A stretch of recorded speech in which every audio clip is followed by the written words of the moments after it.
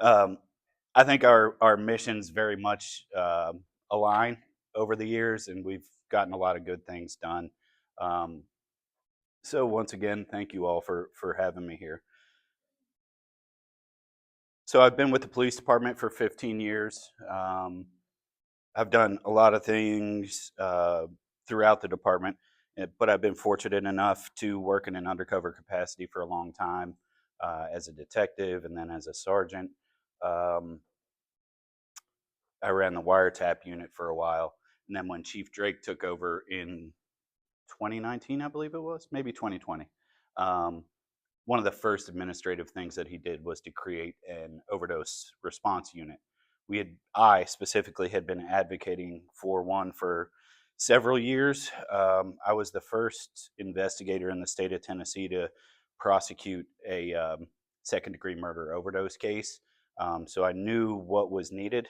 Uh, but at the time, I was in one of my dream jobs. It was supervising the wiretap unit. I was very much planning on retiring from that unit. But like the universe had different plans, and Chief Drake, since I had been advocating that somebody do it, he's like, "Hey, why don't you do it?" So here I am. Been doing it ever since, 5+ years, and we built it from the ground up. Uh, we've gotten a lot of things right. We've done a lot of things wrong and corrected it, and it's a constant evolution. But throughout the years, I believe that Nashville has become a city that is kind of looked at positively for our nation, for our citywide response to the overdose epidemic. So I would like to think that we've had some successes there. Um, I will actually, in 1 week from tomorrow, I'm getting promoted to lieutenant. Uh, thank you. And I'm going to be actually in y'all's back door. I'll be at Central Precinct on the evening shift. So Benton and Herschel know if y'all need anything. I'll be working 2:30 to 11 every night. And this is Tony Cucci. He's going to be taking over the overdose unit, and he's going to do a spectacular job. We were fortunate enough to. He was the person we wanted to test the best in the interview process, and he knocked it out of the park. And he's going to continue the mission that we've all started. Um, so feel free after this is done, y'all meet with Tony and pick his brain and get his contact information. I did 6 years in the United States Army Infantry. I deployed twice to combat. Went to Afghanistan in '04 to '05, and then Iraq to from '06 to '07. When I was in Afghanistan, though, was my first exposure to the international drug trade and the drug trafficking organizations. Um, we were in a really rugged part of the country, and we would have to load up into helicopters to go on missions. They would drop us off and pick us back up. And this is a very arid country. Everybody thinks that Afghanistan is the desert, and it's really not.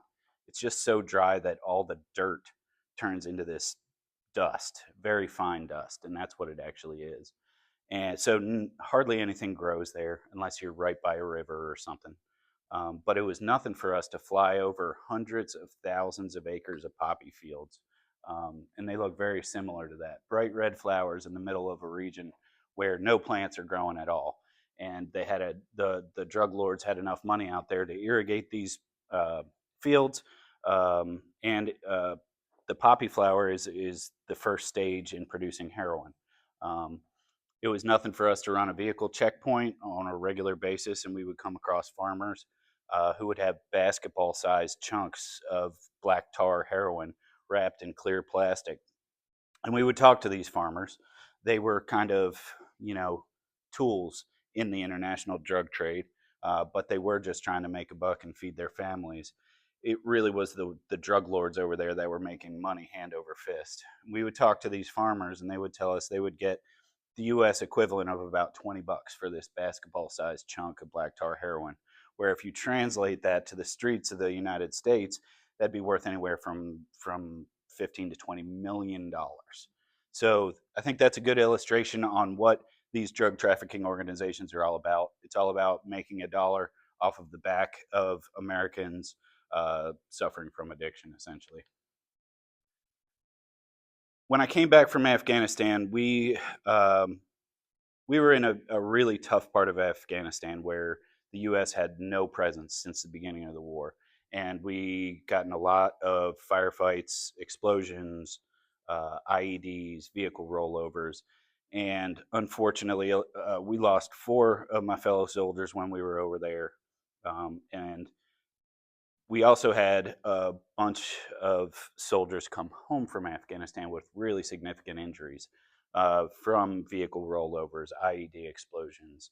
And unfortunately, that was 2005 when we came home. And we were still in the midst of the overprescription of opioid pain medication. So when these soldiers would go to the VA and try to get the treatment that they deserve and that our country owes them, um, a lot of times the VA at the time would pretty much just say, "Shut up and here's some pain medication."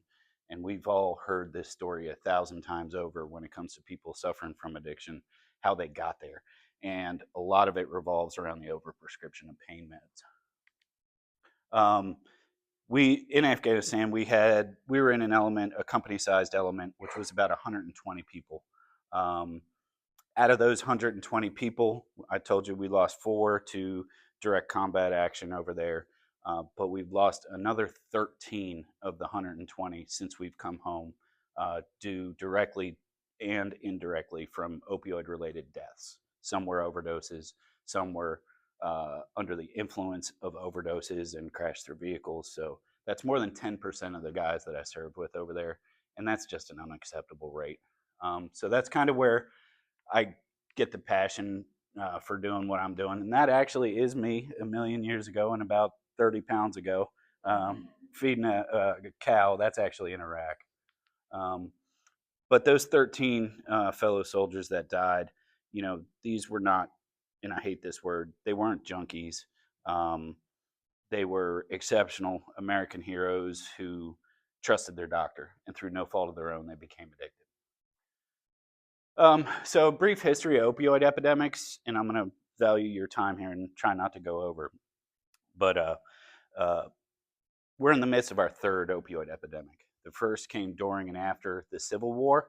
That's when opium and morphine were synthesized by scientists in China, and the United States government purchased a significant portion of it because we didn't have antibiotics back then. And in the Civil War, the largest killer of soldiers on both sides was infection. Simple cuts or bullet wounds or musket wounds um, that they just couldn't treat with antibiotics got infected, and they would subsequently die. Because of that, doctors for very simple wounds would often defer to amputation as a course of treatment because they could um, some control the infection and try and keep it out. And with traumatic amputation comes significant pain, and that's why they started bringing in opium and morphine. The second opioid epidemic actually came during and after another period of war, and it was during and after the Vietnam War. Vietnam is in the same general region of the world as Afghanistan, Southeast Asia, um, and it was very easy to get black tar heroin from Afghanistan into Vietnam, and some unscrupulous U.S. service members were using military airplanes to fly heroin from Vietnam to the streets of largely New York and the Northeast of the United States. And then we're in the midst of the third worldwide opioid epidemic, and by far the worst one. And unfortunately, I don't see an end in sight. Um, it's getting better. We're moving in the right direction, but we're nowhere near being at what's, for lack of a better term, an acceptable rate of overdose in our society. In my opinion, an acceptable rate is zero, but we all know that we're never going to get to a zero. Um, so, as I told you, the prescription pill epidemic, the largest drug cartel in this world that has ever existed has been Purdue Pharma and the Sackler family. They were the ones that owned the patent to OxyContin, um, and they were able to get special labeling illegally. I would speculate it's through bribery of government officials, saying that OxyContin was less addictive than other prescription opioid pain medications, when the simple fact is that all opioids have roughly the same addictive potential. Heroin is just as addictive as OxyContin. is just as addictive as fentanyl. They all have some medical differences, but they largely share the same addictive potential. But the DEA actually did a really good job around 2010, and they stepped in and told doctors to stop overprescribing opioid pain medication. But what they failed to do was realize that there was going to be a generation of addicted individuals who needed uh, treatment, and that treatment was non-existent.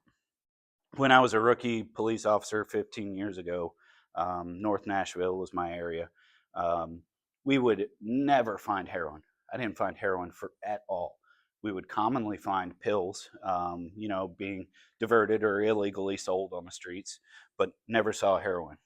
But it was the exact moment that the DEA put pressure on doctors to stop overprescribing, is the exact moment when I started to see heroin on the streets.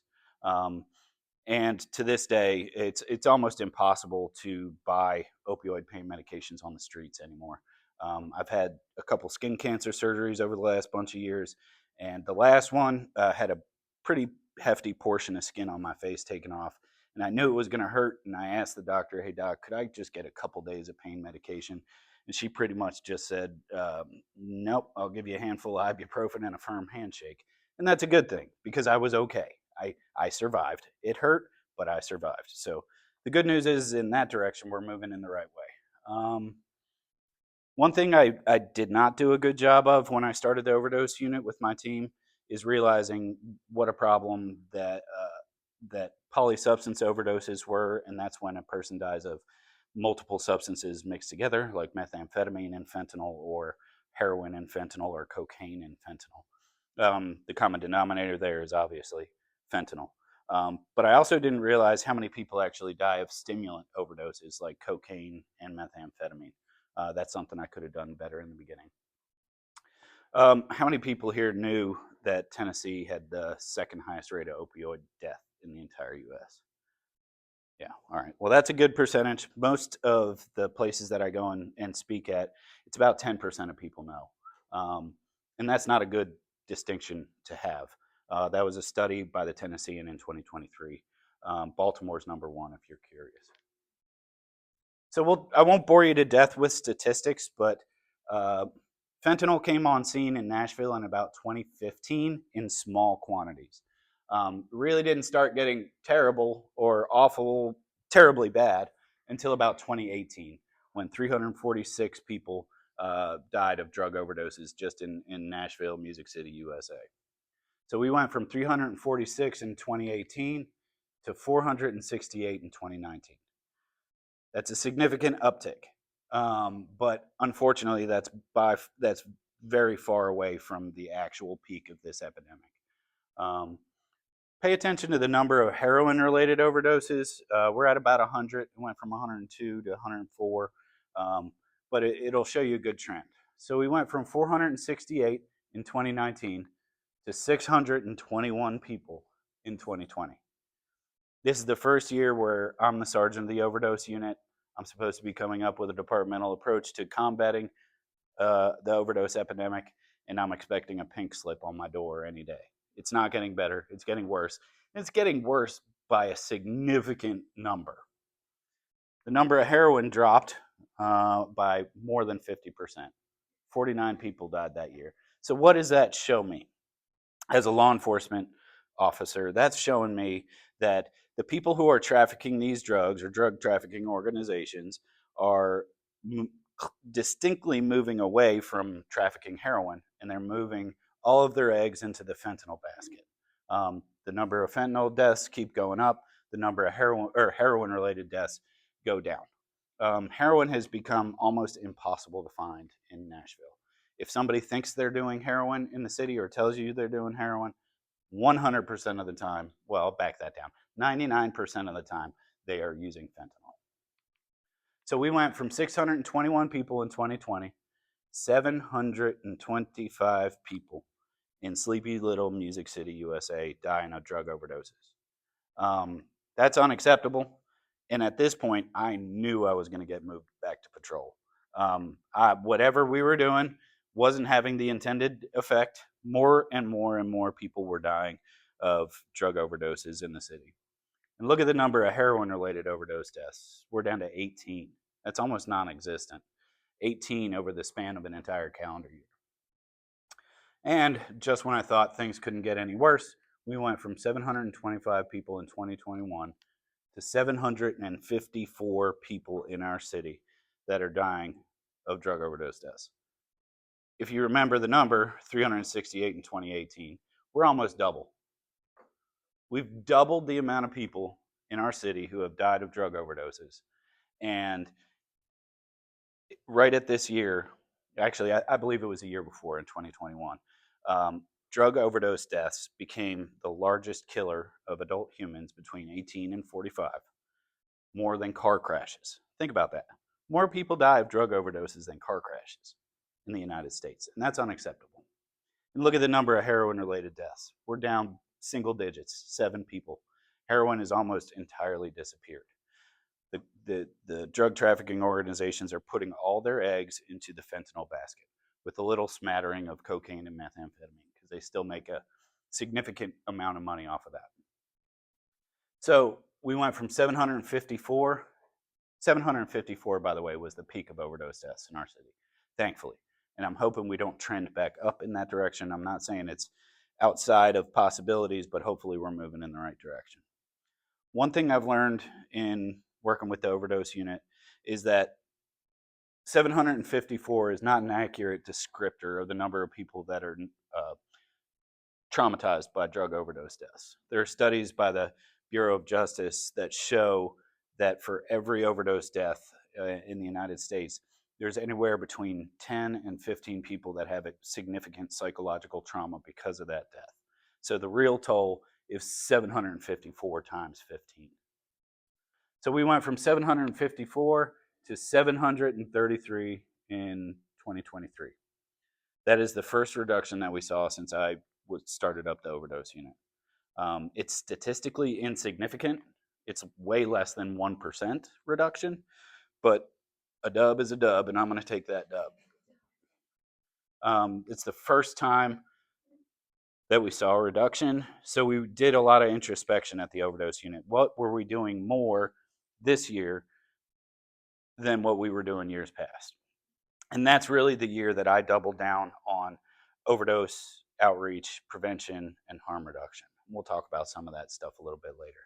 I guess a good question would be, what does your overdose unit do? And I did a poor job of explaining that. We kind of have a two-sided approach. One side, we investigate overdose fatalities, and if we can prove that somebody, the way the law is written, if you unlawfully distribute a Schedule 1 or a Schedule 2 drug that results in the proximate cause of death of the user, you can be charged with second-degree murder in Tennessee. And some people think that's harsh. I personally don't think it's harsh enough. You're killing people with poison. It's the same as shooting somebody with a gun. You're just doing it with poison. And the other side of what we do is more my side of it, outreach, prevention, harm reduction, and education. So what is harm reduction? It's something that's really important to me. And a lot of society doesn't understand addiction, and people suffering from addiction are stigmatized. What harm reduction is a philosophy that says, we know that these individuals are going to continue to use these drugs even though it's harming them. We just want to enable them to use those drugs more safely, and we want to give them the resources they need to get treatment when they're ready to receive treatment. You can't force somebody into treatment. I've learned they have to be ready to receive it. There's some people who have heard the phrase rock bottom. It doesn't always hit rock bottom, but that's a good way for people to remember it. You have to accept the treatment and buy into the treatment in order for it to work. So harm reduction is important to us. Distributing Narcan. Have y'all heard the stories about Narcan parties where kids take high levels of opioids just so somebody can Narcan them and they come back to life? Urban legend. There's been 0 documented cases of that. It is urban legend because people don't understand what addiction is, and they think that people are making conscious decisions to use opioids on a day-to-day basis. The way addiction works is it rewires your brain, and clinically, medically, reduces a person's ability to make good decisions. It's a disease, it's treatable, but it's a disease. Opioids specifically target the prefrontal cortex up here, and that's the portion of your brain that's responsible for rational decision making. Um, People are saying, well, addiction is a product of bad choices. I disagree wholeheartedly with that. I think that there is an element of bad choice in the first time that person decided to use. You could have decided not to use the opioid, but after that, um, if you do a brain scan of somebody suffering with opioid addiction, the prefrontal cortex, the brain activity is reduced by 80%. So if you drill down on that, a person's ability to make rational decisions is clinically and medically reduced by 80%. And that's why you see people uh, doing these terrible things like uh, engaging in prostitution activities or, um, you know, shoplifting or stealing grandma's china and silverware. It's because their ability to make good decisions is reduced by upwards of 80%. Um, and the way that opioids work is when your body ingests opioids and then it processes them out through your liver and your kidneys and your sweat and your breathing. Um, when that amount of drug gets reduced to what they call half-life, or 50% of that drug is left in your body, it initiates the fight or flight instinct in the brain, and it actually makes the person feel like they are dying. That's why they so aggressively do these things, to just get their next fix of opioids. So we went from 733 in 2023 to 513 in 2024. Now that's statistically significant. That's 30+% reduction in overdose death. And the mayor's office of nightlife has played a significant portion in that. We have kind of a kitchen sink approach. I'd like to surround myself with people of action, not people who want to sit in PowerPoint presentations. Sorry. Um, and we took action. We went out on the streets. I monitored the overdose activity in the city, and if we saw an increase, we went out there walking on foot. I've been with Benton. We've walked through unhoused communities, homeless camps all throughout the city, and we hand out Narcan and we warn people about what the current trend is. The current trend in Nashville is crack cocaine that's mixed with high concentrations of fentanyl, and that's what we did, and we did it a lot. In that same calendar year, our team distributed 6,776 overdose reversal kits. And I would like to think, and I know that our distribution of Narcan had something to do with that. And that's a win for us. So, why?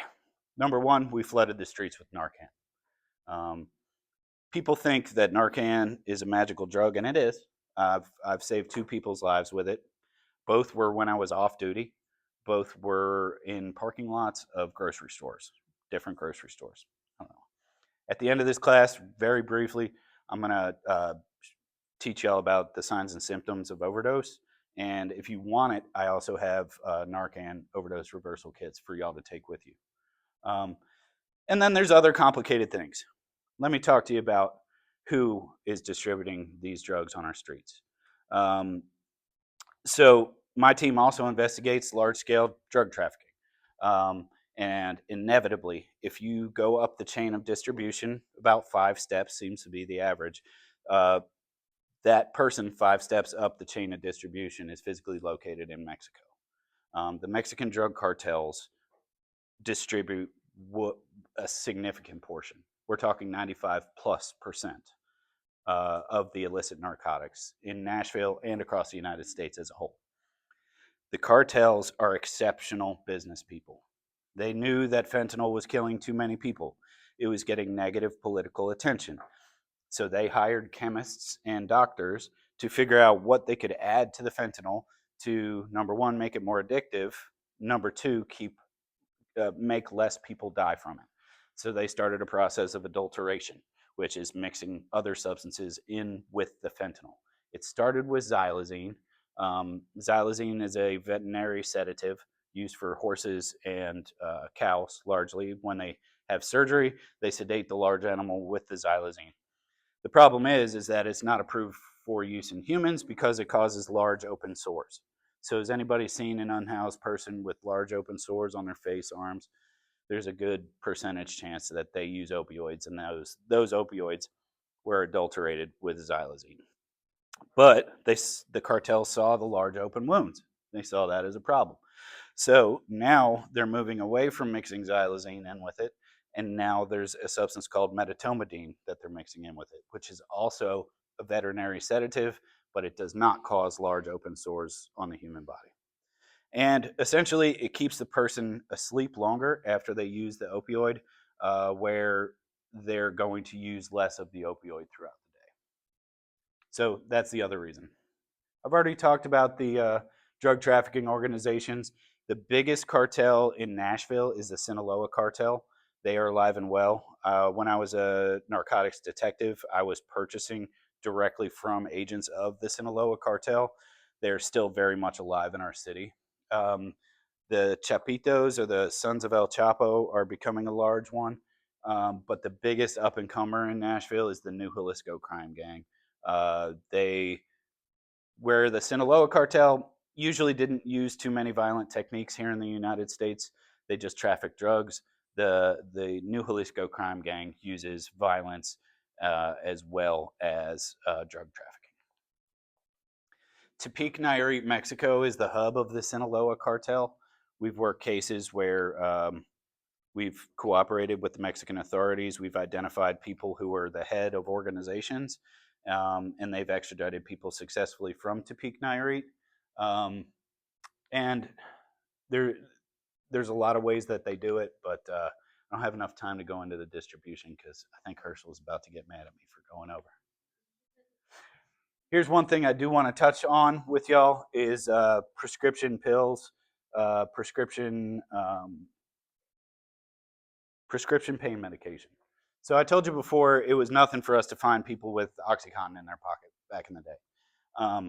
The scary thing is now, since doctors are very rarely prescribing them, there is a 100% guarantee that if you buy a pill on the street, there's a 100% guarantee it is not what somebody says it is, and a 100% guarantee that it is fentanyl. Now, it may have a low concentration of fentanyl or a high concentration of fentanyl. You're rolling the dice. You don't know what you're going to get. The Department of Justice did a study of teens and their attitudes towards using prescription pain medication recreationally. And they found that 2 out of 5 teens think it's inherently safe to use prescription pain meds. How many people have kids? How many people have teenagers? Oh, just me. I got 3 teenagers, so I'm pray for myself. But teens make bad decisions on almost a scheduled basis. Their brains aren't fully developed yet. That's just what they do. So the DOJ found that 2 out of 5 teens think it's inherently safe to use prescription pills recreationally. Now, I'll drill down on that with the fact that I told you where if there is a pill sold on the streets nowadays, there's a 100% chance it's a counterfeit fentanyl pill made to look like something else. Now let's drill down on that further. The Department of Homeland Security seizes a significant number of these pills as they're trying to smuggle them across the border. Millions, tens of millions actually. So they did a laboratory analysis of these pills, and they found that 42% of those pills have greater than 2 milligrams of fentanyl in it. 42%. 2 milligrams is a fatal dose of fentanyl. Let's drill down on that further. If one of my teenagers makes a poor decision and decides to use a prescription pill recreationally, they have a 42% chance of being dead. So talk to your kids, talk to your nephews and nieces, tell them about that. These are some of the pills we've purchased. Why is that 42% fatal dose in these prescription pills? It's because the cartels don't have any quality control. They're mixing these 2 milligrams of fentanyl needs to be mixed in a controlled pharmaceutical industrial facility. They're being mixed in garages and warehouses and using glorified margarita blenders to mix these powders together. You never know. One pill might have almost no fentanyl in it. Another pill might have 5 milligrams of fentanyl in it. These are pills that my team has bought off the streets. The 2 most common are the blue M30s. It's very creative labeling because they're blue and they have M on one side and 30 on the other. And the other one is Xanax. If anybody knows anything about Xanax, it's a benzodiazepine. It's an anxiety medication, not a pain medication. Why are they mixing fentanyl in with anxiety medication? It's because cartels realize there's a huge cross section between mental health issues and addiction issues.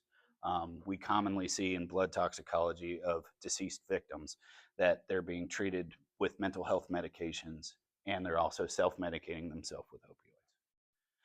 Now, this is interesting. By the way, these Xanax pills can be any color, and they can have any kind of stamping on them. They don't always say B707. It's the shape that I want you to remember. But the color, it could be white, it could be green, it could be purple. We've seen them turquoise. This picture is interesting because when I had my detective taking these close-up pictures of it, see this little like booger thing in the corner of it? I wanted to know what that was. These pills look really good, and that was an oddity. So I took a razor blade and I picked it out, and it was a piece of a cockroach pressed into a pill. If that tells you that there's no quality control in these pills, nothing will tell you that. Harm reduction is not just distribution of Narcan. The police department firmly stands behind our assertion that syringe exchanges also save lives. And people say, this is another time where people say, you're just enabling people to use intravenous opioids. And that's not the case. These people who are suffering with addiction are going to use, regardless of having a syringe exchange or not. And needles are meant to be single use, and this shows you how dull the needle gets if you don't use a fresh needle every time you use it. If anybody has seen, y'all see in the media, it was about 2 years ago, there were some tourists that were dying on Broadway from overdoses. Nebraska in particular, there was a group of 4 20-something-year-old males that came to party on Broadway. And, on Broadway, people tend to consume significant quantities of alcohol. And what happens when you're about 6 PBRs deep? Your sense of inhibition goes down. And somebody who may not be predisposed to, buying cocaine off the streets might make a poor decision to do so. There are people actively selling drugs on the streets of Broadway and 2nd Avenue North. I've purchased drugs from them. So that's why we like to get the word out there. I've already talked about xylazine. I can skip that. I've already talked about that. Here, I want to also enable you to speak to people about fentanyl overdoses. So a typical dose of heroin, not fentanyl, is 0.1 grams. All right, so it is 1/10 of 1 gram. 2 milligrams of fentanyl is a lethal dose. 2 milligrams is 0.002 grams. 0.002 grams of fentanyl will kill the average size adult human being. All right, so let's drill down on that more. I like to give the analogy of a sugar packet. You're at a diner, you get a coffee, you put a packet of sugar in there. That packet of sugar is actually 1 gram of sugar. If you replace the sugar with fentanyl, that's enough to kill 500 people in that little sugar packet. So I'd like to arm you with some knowledge about it. I've already talked about it, what we do. Just so you know what the overdose landscape looks like here in Nashville, because of our state laws, if somebody, let's say I find somebody on Broadway and I Narcan them and they come back to life, that's great. We've already got the ambulance coming to them. That person is allowed to refuse treatment or transport to the hospital. They could walk away from that scene at that point. And that's something I think we as a society need to change. I believe, so Narcan only acts in the body for 30 minutes. If that person consumed a significant quantity of fentanyl, after that Narcan wears off, you can go back into a secondary overdose. Ma'am. Where's back home? Okay. Where at? Okay. There was something that they passed for us, which was basically kind of like a Good Samaritan kind of law, like if you're in the presence of someone who is overdosed and you have drugs in your system, or do we have it here where you cannot get in trouble for it if you call for help, or is it? Yes. Thankfully, we do have a Good Samaritan law. It protects both the Good Samaritan and the person who suffered the overdose. As long as you're acting in good faith and you try and Narcan somebody, if they pass away, you can't be held liable for it. And then if small amounts of drugs or paraphernalia are found in the vicinity of the individual who overdosed, they can't be charged with it. Now, there is a distinction I don't like, but it's really kind of irrelevant. It says that's only good for one-time use. Second time they show up and find drugs or paraphernalia, they could theoretically be charged. I don't believe any officer in the Metro Nashville Police Department would do that. Yep. Oh, a good time for questions, huh? Yeah, so I look forward to keep working with the Mayor's Office of Nightlife in my new duties next week as the Central B Detail Lieutenant. Tony's going to continue our mission of ending overdose and saving lives. What other questions we got? Sir?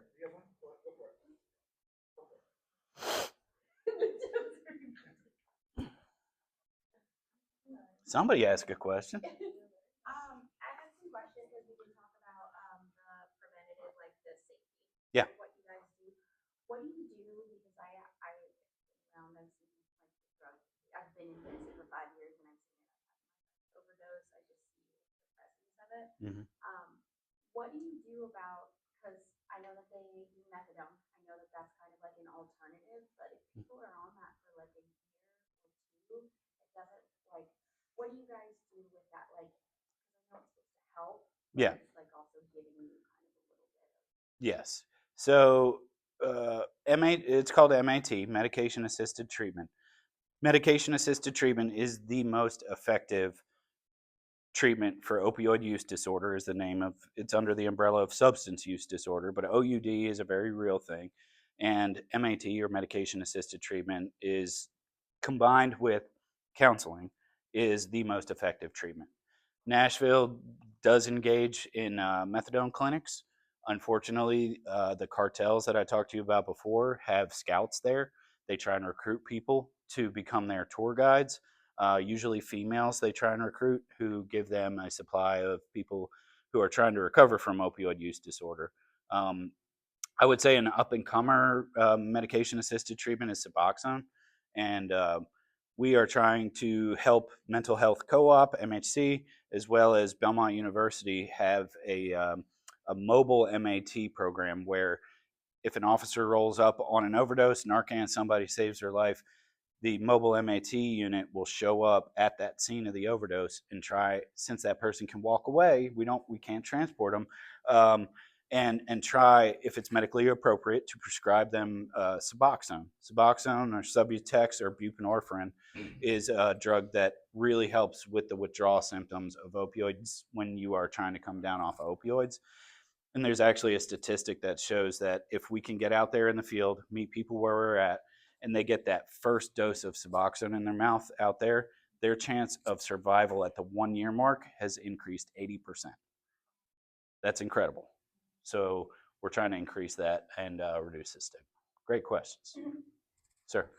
One of the things I hear all the time from people, especially people who don't live in the city, is, well, you can't go downtown because you could just, you could find $1 on the street and pick it up and it could have fentanyl on it and it could kill you. Like, can you talk to Absolutely. that? So, and law enforcement is not immune to that either. Have y'all seen the videos of law enforcement officers being suffering from overdoses after being exposed to fentanyl? They found that 75% of those officers were not exposed to fentanyl at all. Now, I'm not saying they're faking at all, but the media did what the media does, and they overhyped what fentanyl actually is. The fentanyl that's on the streets now cannot be absorbed through your skin unless it's mixed. Here's one caveat: mixed with alcohol-based hand sanitizers, or if you get it in like an open wound. There was a news story, it was probably about 13, 14 months ago. Anybody saw it? A lady in Mount Juliet was walking her dog, found a folded up dollar bill, opened it up, and had an overdose. The lab results showed she wasn't exposed to the fentanyl. Now, I do want you to be cautious. I do not want any of you to be messing with powdered fentanyl. We receive special training on how to handle it. The big danger is not absorption through the skin. The big danger is that it's an extremely fine powder. It has the consistency of like Johnson and Johnson's baby powder.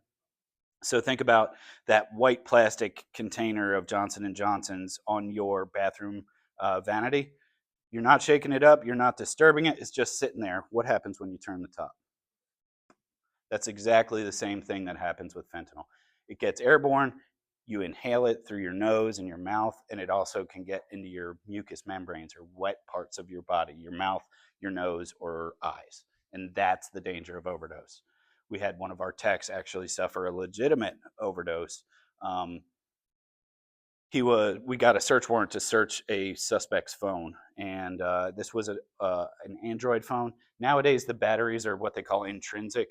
You can't pop the battery out very easily, but was an Android phone where you could pop the back off and pop the battery out, and he did that.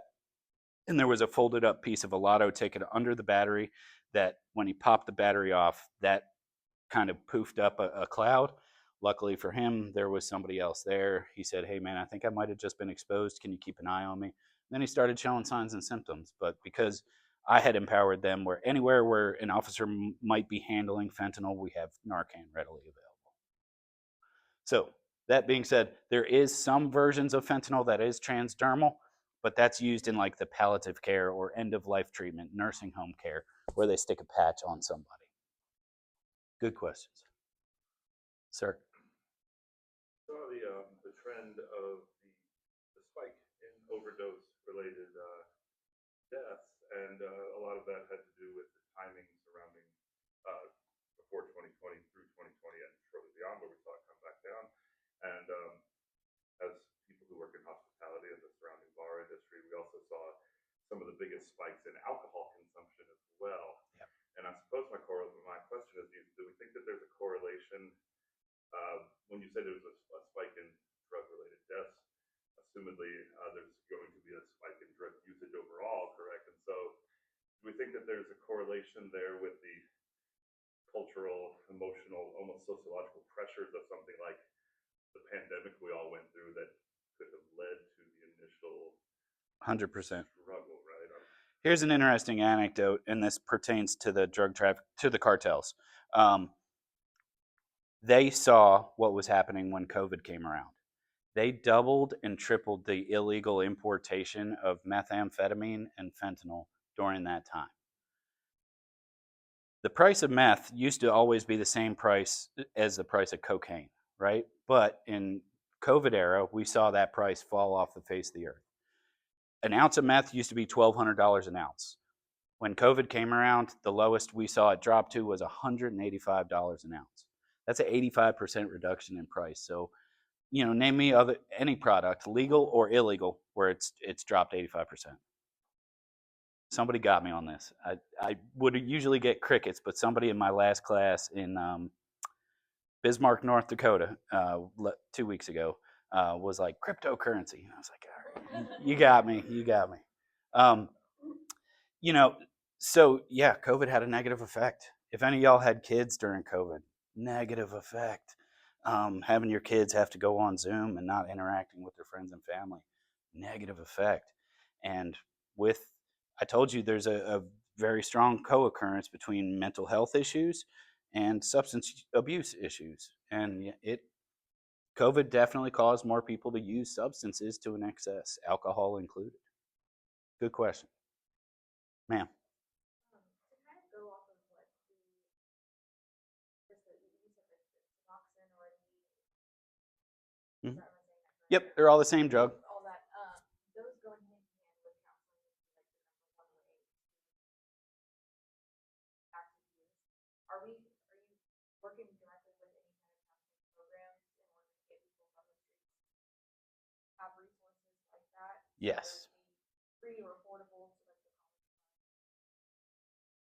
the Yes, that's a great question. So Benton and Herschel and Kelly and I, we have problems with funding. We are government agents of our government, right? We don't have limitless supplies. We're not a private entity. We have a lot of things we want to do in our mission to end overdose and save lives. And so we need to partner with folks outside of our agencies. And that's why our kitchen sink approach really works well. So and remind me, I also have to do the training in overdose recognition and reversal. And if you choose to receive one of these overdose kits, on the outside of those kits, there's phone numbers for 2 of the organizations that we partner with, so that when I'm handing these out in the community, if somebody's ready to receive treatment, they have a phone number ready to go. So those partners are Samaritan Recovery Community. So let me start. One of them is Mental Health Co-op. So if you're not too deep into opioid addiction, medication-assisted treatment and counseling is a good option. All right. So that would be Mental Health Co-op. They would be able to prescribe you Suboxone if it's medically appropriate and offer you counseling services, even if you're uninsured or underinsured. And that's important. They're recipients of the opioid settlement funds, where the makers of OxyContin were forced to pay billions of dollars into a fund that pays for that stuff. If somebody is deeper into addiction and that's not going to help, intensive inpatient treatment is going to be the correct option for them. And Samaritan Recovery Community is a great place for intensive inpatient treatment. That's where you go and you live there. They give you medication-assisted treatment and counseling, but you're not out on the streets exposed to it, because relapse is a very real part of recovery. It happens. An average person relapses 6 times when they're suffering from opioids. So it's a very common thing, and we need to reduce the stigma on that. Yeah, so great question. Yeah, but we need to increase access. Okay. What? Is it Sarah? Okay. And if y'all have never been to that place, it's at the corner of Shelby and Fifth Avenue, and it looks like $1 million condos. It is a beautiful facility, and I highly recommend it. Yeah, I don't want to hold anybody against their will, because then I'd be arresting you. So if you need to go, I get it. But go. Absolutely. As somebody who gets to work down Broadway in this environment a lot, we've seen a growing trend of, especially on social media and TikTok and things, we've seen a growing trend of accusations of drink spiking going on. This might be slightly off topic, but still related. Yeah, it's drugs. We see a growing trend, especially of bartenders being blamed for spiking drinks, I've noticed. Is there actual evidence from a law enforcement perspective of that actually happening? Or is that a trend? Because what I've noticed personally is that a lot of those sources promoting things like that are selling their own drink covers and their own solutions, similar to the Safe Bar program run here from this office. So we have an issue with data collection, and I can offer you my opinion, but not necessarily the opinion of the Metro Nashville Police Department. When somebody goes to the hospital and said, "Hey, I just got roofied," so there's two main. It's in a classification of drug called dissociative anesthetics. Roofies is a common term for it. Rohypnol is one of the drugs. The more common drug is gamma hydroxybutyrate, or GHB. It's a odorless, colorless, tasteless liquid, and it can be purchased on the dark web. You could get about 2 liters of it for $100. You need just an eyedropper full to get it going. The hospitals, when you go to the ER saying I've been roofied, they don't even test your blood. They don't have the ability to test your blood or urine for these dissociative anesthetics. We're missing some data there. I will tell you that based on some cursory investigations, a lot of the individuals who say that they were roofied, yes, they believe they were, but a lot of times it's because of the overconsumption of alcohol. That is the most common. We have, yeah, go ahead. So every Friday and Saturday, I have collateral duty task force, where we pair up the fire department and we answer medical calls. I don't know if you've seen us on Broadway. We're usually there with the UTVs for that. A lot of the times, and that I've seen people that have been roofied, not every time, and I don't want to say it's 100% guarantee of that, is people are mixing, they're from out of town, they come with a group of their friends, and they're on some type of anxiety medication, and they're mixing that with alcohol. It doesn't take a lot of alcohol to knock somebody out when you're on those type of drugs. So it's kind of like a mixing of drugs, and the friends didn't realize that that person was on some type of anxiety medication at that point. That's a good amount of the poisoning calls that I've seen. We also see it with THC edibles. A lot of times people will take a gummy or something, Or the Delta and 8. they'll say it's Delta 8, Delta 9. Because the federal government has done us the disservice of keeping marijuana scheduled as a Schedule 1 drug, there's no real testing going into it. There's no quality control into these edible products. If somebody's selling Delta 8, Delta 9, CBD, chances are it's just a highly concentrated THC product. And they eat it, they expect it to kick in 30 minutes, when actual it takes more like hour and a half for your body to digest it. They take another, take another, take another. So that combined with alcohol is and you can't die of a marijuana overdose. That's a good thing, but it will cause psychosis, which to me sounds bad enough. All right. Here's what we're going to do. I'm going to do the training. Since this is the mayor's office of nightlife, I know 100% y'all know, but I'm going to offer y'all a challenge. Any business that you interact with, I want you to offer one of these. I'm going to leave my business card, and you all know Herschel too. Just let Herschel know. He's better at it than I am. But we want to get these in every business we can. We have access to probably, about 400 or 500 left now? Something like that. We want to get these in every venue, every bar, every candy shop, everywhere that we can get it. So help us do that. That's your challenge. It plays a video on how to reverse overdoses in case you come across somebody having an overdose. First off, let's take 2 doses of naloxone product, rescue breathing mask, latex gloves.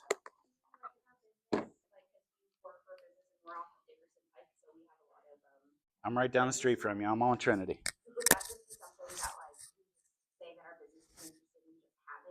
Yep, I'll come down. I'll screw it into the wall for you.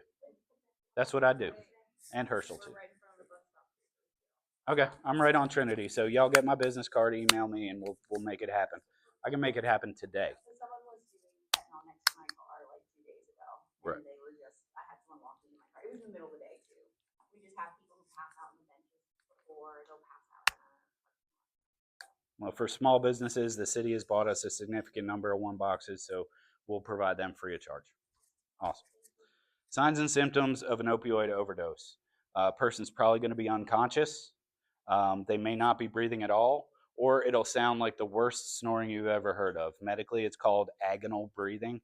It'll sound like this. And then you won't hear anything for like 20, 30, 40 seconds. And then they'll do that noise again. So they might not be breathing at all, or they'll sound like they're snoring. Fingernails turn blue, lips turn blue. Pupils are pinpoint pupils, teeny tiny pupils. In light-skinned individuals, they tend to be pale and clammy skin.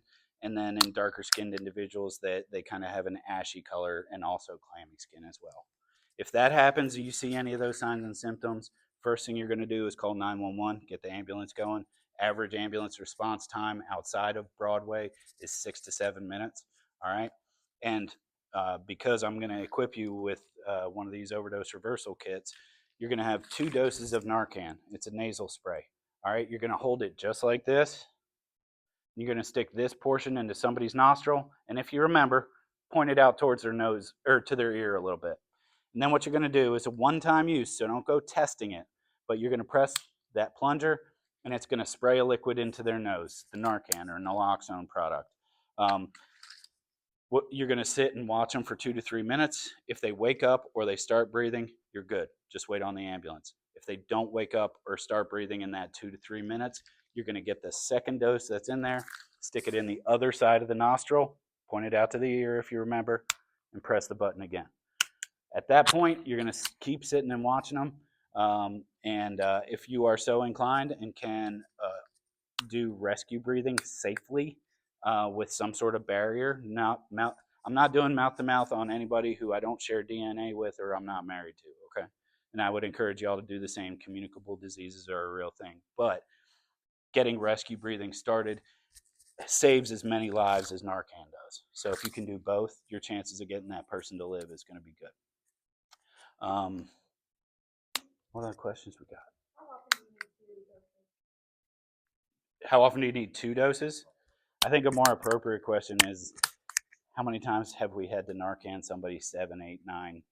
Most I've heard is 14 times. Fire department had to Narcan somebody. It's a lot. Yep. But I'm going to give you a box with 2 doses, and that's going to give you enough for that 6 or 7 minute window. And by then, our fine firefighters at Nashville Fire Department should have made it out to you. Are there any drugs someone could overdose on that the Narcan would harm them? Great question. So Narcan is the closest thing to a magical drug that I've seen. And when you're talking to business owners, you can tell them there is no liability in having Narcan or using Narcan. The liability is actually being found in people who don't arm themselves with Narcan. There's a couple universities that are being sued for not having Narcan. Um, the only thing it does is reverse opioid overdoses. If somebody falls out right in front of you and they had a stroke, but you think it looks like an overdose, Narcan them, no harm, no foul. It's not going to save their life, but it ain't going to hurt them either. I could sit here and talk to you every 10 minutes and take a dose of Narcan while I'm going way over my budgeted time. But the only thing that would happen is I would get a mild headache, maybe. There's no liability. Tony knows a lot of times if they get dispatched to what's called a man down call, just a random person down on the street, fire department doesn't know anything. A lot of times, first thing they do, Narcan them. It'll check that block. I've done it countless times on Broadway when someone's knocked out, just going pop into Narcan. No harm, no foul. Great question. No liability. What other questions? On news report saying we're starting to see a depletion of the Narcan stores and inventory on a nationwide level. Is that accurate? Is there I would say no. Low stock of Narcan? Are we reaching that point? I would say no. I will pepper that with a caveat, though. There's a lot of the grant money that is drying up right now. Due to budgetary constraints, there's not as much grant money involving Narcan as there was. I'm not going to name names, though, even though I'm very tempted to. Our previous supply of naloxone products, we were told, I told you in 2024, we distributed 6,776 boxes. That's more than 13,000 doses on the street. The following year, they told me that they were reducing my supply to 200 boxes quarterly. So that's 800 on the year. I'm not going to let some overly scared bureaucrat tell me what I am or am not going to do. And I sought donations of naloxone products. I begged, borrowed, and stole. Well, I'm not going to admit to you that I stole it. I probably did steal some. But we used to get overdose kits through a different agency. But since they dried up, I went and had our own pouches made. I had 2 pallets of Narcan delivered to my office. I had to use a forklift to get it off the truck. There's plenty of Narcan out there. Getting access to it is the problem. I was able to work with our partners at Samaritan Recovery Community and Mental Health Co-op. They paid for these zipper pouches at a pretty significant expense. And they are here. If y'all want to walk away from here with a kit or even 2 kits, I encourage you to carry them. This is a great small group. Good questions. Well, this is like it's a big issue, and especially like especially with so much of like a homeless population. Like I said, I'm from Los Angeles, and Right. homeless population is just in that city. Yep. And just I mean, with what I've grown up with, I've had to use Narcan like 7 times. Crazy, but it's very nice to have it. So thank you for that because I haven't been able to find any. Thank you. Like I used my last one, but like I got your back. thank you. Thank you very much. I did have one more question though. Sure. When you were talking about the fentanyl, how like when they switched it to kind of Medetomidine. thank you. How it caused people to sleep more. Is that where you get the zombie like passed up kind of just like Yeah, so medetomidine and xylazine have the same narcotic effect, or I'm sorry, sedative effect is the more appropriate medical term. And it causes, the nickname for xylazine is tranquilizer. If y'all have seen on social media, if you haven't, look it up. It's called the fent bend, where the person's doubled over like this and they're walking around. That's actually due to the xylazine and the medetomidine and not the fentanyl itself. It's an unfortunate side effect.